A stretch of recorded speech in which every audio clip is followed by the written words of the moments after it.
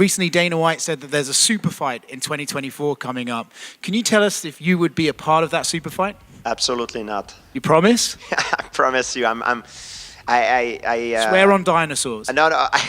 I always told myself that I would not fight in a cage after the age of 40.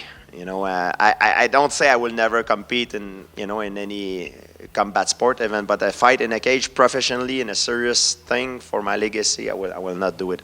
There is something that I care more about my legacy is my health, and I think it's sad because a lot of athletes in combat sport, actually most of them, retire too late.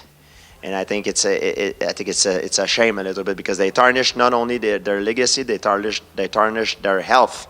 I think it's important for an athlete to prepare their retirement early before they retire. So when they retire, they know where to go, to do something out of their life. Thank you. Just one off of that question. Since you're not going to be in that super fight, do you have any idea of what kind of super fight you'd like to see? I would like to see. Oh, it's a good question. For UFC 300, right? Well, there's a lot of variable. I mean, there's a lot of guys I like to watch fight. Obviously, Jon Jones is one of my favorite. He got hurt. It's unfortunate.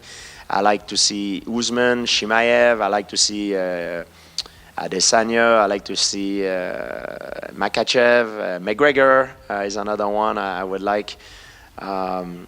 Volkanovski is another one. There's a lot of guys I love to see fights. Maybe doing super fights in between them in a something like that. I'm sure UFC have a better idea than I do.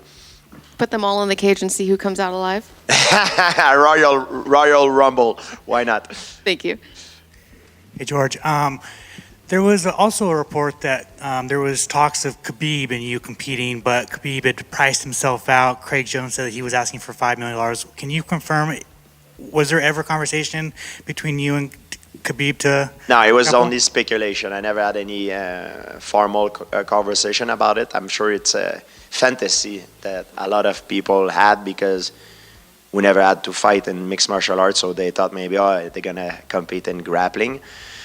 But no, I never had any formal offers or anything like this. The thing is, if I may, I train not because I have an upcoming fight. I train because that's the way I like to live. It's very therapeutic for me to be in good shape. It affects not only my health but also my confidence. It makes me a better person. You know what I mean? And people sometimes they see athletes after they retire, they get fat, they get out of shape, but that's never going to be my case because until the day I can do it, I will always try to be as in the best shape I can. But that doesn't mean I train because I'm preparing a fight. I know that's the thing that most people make the mistake. They think I'm getting ready for something, and I don't. I really just train because I like to be in good shape. It makes me a better person. It makes me feel better in my own skin.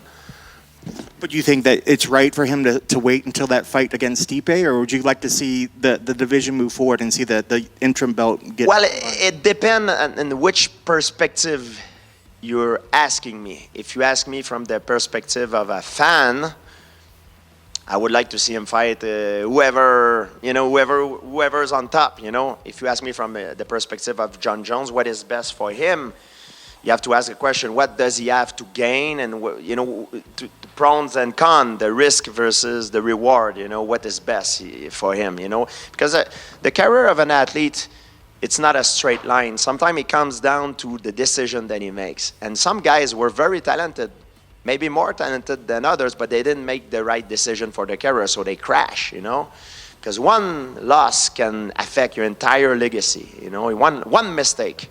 And it can happen in a blink of an eye, very fast. So it's very important that you make the right decision.